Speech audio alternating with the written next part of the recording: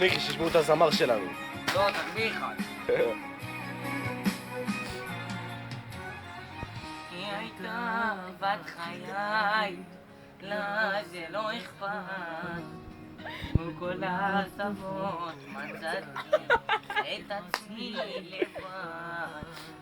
לא הקשבתי לאיש, על בשרי אני הרגשתי מה עשיתי לא נכון, אחי הלב אני הלכתי יפה כמו קונדום, אך מדוע היא כזאת לא נשאר בי עוד מקום לאהבה חדשה.